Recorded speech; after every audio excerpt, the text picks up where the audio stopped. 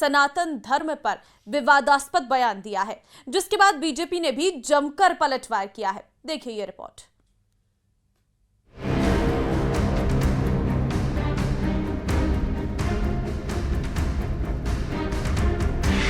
सनातन पर प्रहार, बढ़ी सियासी तकरार।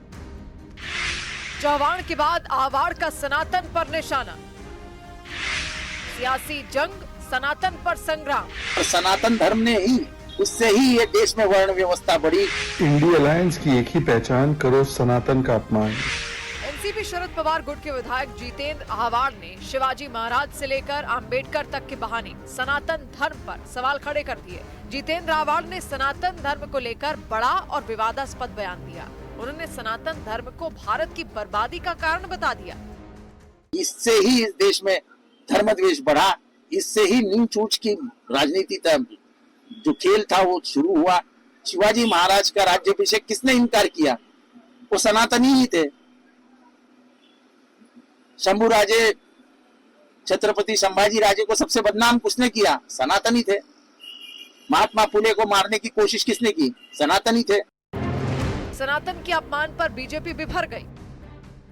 आपने सत्य को गाली दी, आपने शिव के विरुद्ध में कहा, आपने हिंदुस्तान की सुंदरता के विरोध में कहा, जिस सुंदरता में सबके लिए सम्मान है। मैं आज जितेंद्र आव्हाड जी के इस स्टेटमेंट के ऊपर आदरणीय शरद पवार जी और उनकी सुपुत्री सुप्रिया सुले, जो कि सांसद भी है, उनसे पूछना चाहता हूं कि क्या यह पार्टी की लाइन है? बीजेपी ने जितेंद्र आह्वाड़ के बयान पर पलटवार किया और सनातन के अपमान का आरोप लगाया। जिस प्रकार से अब उन्होंने सनातन के ऊपर फिर से हमला शुरू कर दिया, ये वही अलायंस है जिसने सनातन समाप्त की बात की। ये वही अलायंस है जो राम मंदिर का विरोध करता है। ये वही अलायंस है जो राम जी के अस्तित्व को नकारता है। शरद पवार गुट के नेता उन विकृत शास्त्रों का अध्ययन करके सनातन हिंदू धर्म को बदनाम कर रहे हैं, जो मुस्लिम आक्रांताओं ने जानबूझकर उन शास्त्रों में कुछ विकृतियां पैदा की, चाहे वाल्मीकि रामायण हो या अन्य धर्म ग्रंथ हो। सनातन पर विवादित बयान की एक कहानी जितेंद्र आह्वाड़ के बयान तक सीमित या शुरुआत भर नहीं है। जितेंद्र आह्वाड़ के बयान से पहले कांग्रेस नेता पृथ्वीराज चव्हाण ने भी भगवा और हिंदुत्व पर सवाल खड़े किए थे। उन्होंने तो हिंदुत्व को आतंकवाद से जोड़ दिया। वो हमारे लिए पवित्र है। अगर आपको इन लोगों को डिस्क्राइब करना तो आप इनको हिंदुत्व आतंकवादी बोलिए या इनको कोई सनातनी बोलिए, लेकिन भगवा कृपा करके न बोलिए। अब सवाल ये है कि आतंकवादियों का कोई मजहब नहीं होता, कोई धर्म नहीं होता, कोई जात नहीं होती। आतंकवादी आतंकवादी होते हैं, कोर्ट ने भी कहा है, अंडरलाइन किया है। मैं आपको याद दिलाना चाहूंगा कि स्वतंत्र भारत में पहली आतंकवादी घटना को अंजाम दिया था नथुराम गोडसे ने। नथुराम गोडसे कौन से धर्म के थे? क्या उन्होंने गांधी जी को गोली मारने से पहले अपना कोई धर्म परिवर्तन किया था क्या? महागठबंधन के नेताओं ने सनातन पर सवाल उठाए, आतंकवाद से हिंदुत्व को जोड़ा, तो हिंदूवादी संगठन से जुड़े नेताओं ने पलटवार किया। कौन कहता है कि रंग नहीं होता? निश्चित रूप से रंग होता है। और ये हरा रंग लेकर के जिस प्रकार से इन्होंने हमारे पहलगाम में जिस प्रकार से पूछ के तुम हिंदू हो हम मारते हैं, तुम हिंदू हो हम मारते हैं, और जिस प्रकार से उन्होंने कपड़े उतरवा करके लोगों की परीक्षण किया और हिंदू है इसलिए मारा, तो इसलिए मुसलमान आतंकवाद होता है, ये निश्चित है। ऐसे नेताओं के बारे में क्या कहूं, जिनके डीएनए में जिहादी घुस गए हों, जिनके रक्त में देशद्रोह समाया हुआ हो, जिनके चिंतन में सिर्फ पाकिस्तान, जिहादी और चर्च प्रायोजित षड्यंत्र छुपे हों। सनातन पर सियासत की आग अब सुलग नहीं रही, धधक रही है। एक तरफ बयानबाजी है तो दूसरी तरफ उसका पलटवार। लेकिन इस धर्म और आस्था की राजनीति में विचारों की लड़ाई अब धार्मिक विश्वासों पर बार तक पहुंच गई है।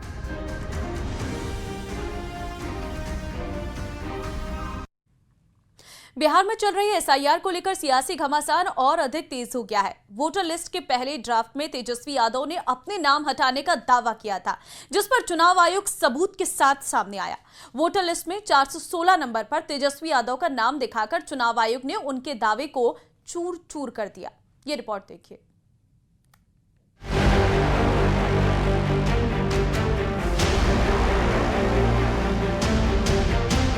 जो हमें मिला है एटम बॉम्ब है, फटेगा तो आप इलेक्शन कमीशन आपको दिखेगा नहीं हिंदुस्तान में। अगर आपके पास सबूतों का एटम बम है तो उसका परीक्षण तुरंत कर डालिए।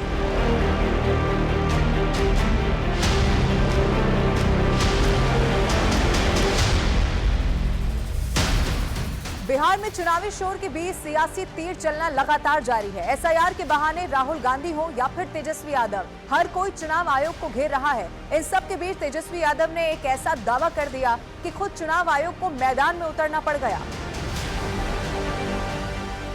दरअसल तेजस्वी यादव ने ड्राफ्ट वोटर लिस्ट से अपना नाम कटने का दावा किया था।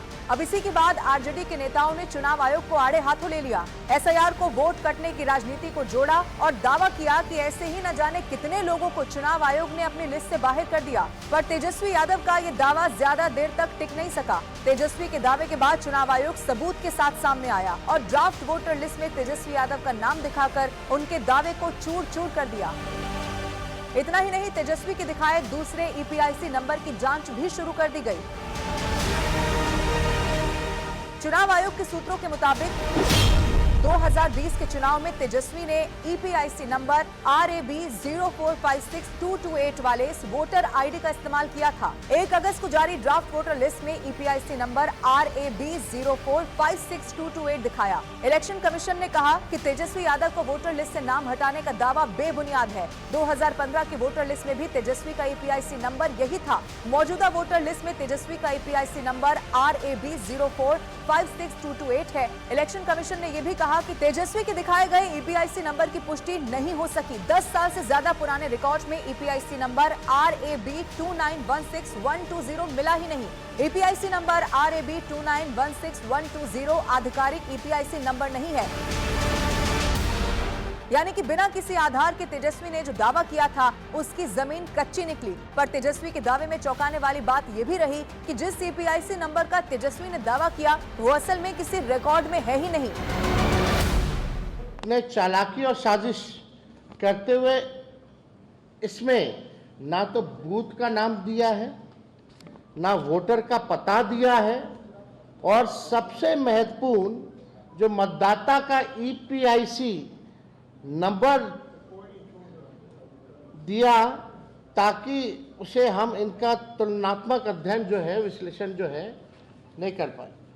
यानी चुनाव आयोग की चालाकी है, कहीं वोटर का नाम मतलब जो वोटर का पता नहीं है, बूथ का नाम नंबर नहीं है और ईपीआईसी नंबर जो है वो नहीं है ताकि हम जो है पता कर सके कि कौन लोग हैं जिनका नाम कटा। यानी चोर के दाढ़ी में तिनका, यानी छुपाया जा रहा है। तेजस्वी के दावे पर चुनाव आयोग ने सबूत पेश कर दिया और उनके दावे को निराधार बता दिया। लेकिन तेजस्वी के गठबंधन साथी उनके दावे को अब हकीकत समझ बैठे हैं।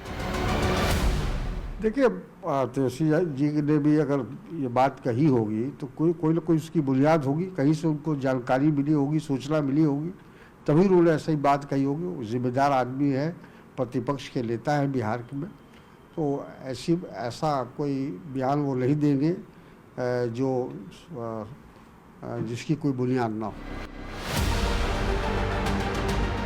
एसआईआर के खिलाफ तेजस्वी अकेले अडिग नहीं है। तेजस्वी से पहले राहुल गांधी ने भी चुनाव आयोग पर निशाना साधते हुए दावा कर दिया था कि वोटर लिस्ट पर एटम बम लाने वाले हैं। अब हमारे पास ओपन एंड शट प्रूफ है कि इलेक्शन कमीशन वोट चोरी में इन्वॉल्व है। और मैं लाइटली नहीं बोल रहा हूं, मैं 100% प्रूफ के साथ बोल रहा हूं, ठीक है। और आप सबको पता लग जाएगा, जैसे ही हमने ये रिलीज किया पूरे देश को पता लग जाएगा कि इलेक्शन कमीशन वोटर चोरी करा रहा है। किसके लिए करा रहा है, किसके लिए करा रहा है? बीजेपी के लिए करा रहा है। ओपन एंड शट है। फिलहाल पटना से दिल्ली तक विपक्ष के दो बड़े नेताओं के बयान और उस पर देश की सियासत दो बेदम दावों के इर्द गिर्द घूमती रही। आरोप प्रत्यारोप का ऐसा दौर चला कि सुर्खियां बनने लगी, लेकिन सभी दावों पर चुनाव आयोग ने दिल धरने से पहले ही ब्रेक लगा दिया। हार्ट अटैक के मामले जिस तरह से बढ़ रहे हैं वो चिंता में